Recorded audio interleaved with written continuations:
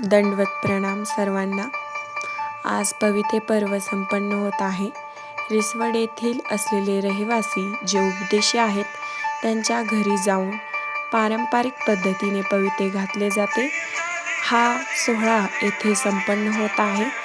महानुभव तत्वज्ञानात नारळ आणि पवते हे जीवस्वरूपाचे प्रतीक मानले जातात. पवित्रे अर्पण करणे म्हणजे आपला आत्मा किंवा आपले संपूर्ण जीवन ईश्वराच्या चरणी लीन करणे होय. हा सण प्रामुख्याने परमेश्वर आणि श्री गुरु यांच्या प्रती कृतज्ञता व्यक्त करण्याचा सोहळा आहे. आपले जीवन सन्मार्गावर आणणाऱ्या गुरूंच्या चरणी स्वतःला समर्पित करण्याचे हे प्रतीक आहे. या सणाच्या दिवशी मंदिरामध्ये आणि आश्रमामध्ये विशेष पवित्र्याची भजने आणि आरती गायली जाते. सर्व साधक आणि अनुयायी एकत्र येऊन हा सोहळा मोठ्या उत्साहाने साजरा करतात. पवित्रे म्हणजे काय? तर हा सुतापासून किंवा रेशमापासून तयार केलेला एक पवित्र धागा किंवा माळ असते. हा अत्यंत शुद्धतेने आणि नियमांचे पालन करून हाताने विणला जातो. यामध्ये भक्ती असते. तसेच यामध्ये त्या व्यक्तीने विणलेल्या भक्तीचे स्वरूप आपल्याला दिसून येते.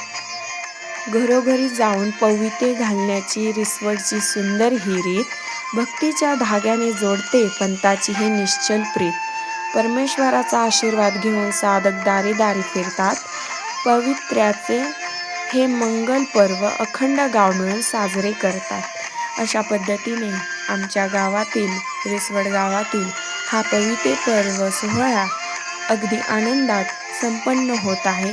सर्वजण अगदी आनंदात भक्तीत लीन होऊन पवित्र्यासाठी खूप आनंद व्यक्त करत आहेत.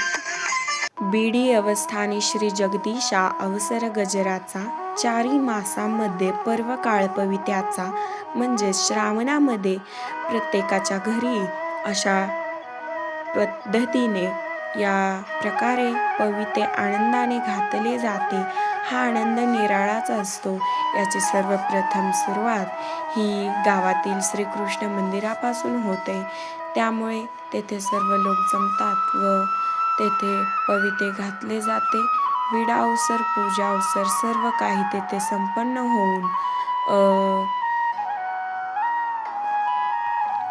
होऊन इतरांच्या घरी जे उपदेशी लोक आहेत त्यांच्या घरी पवित्रे घातले जाते. शेवटी जाता जाता एवढेच म्हणेन की आपण 5 नामांचा गजर करू.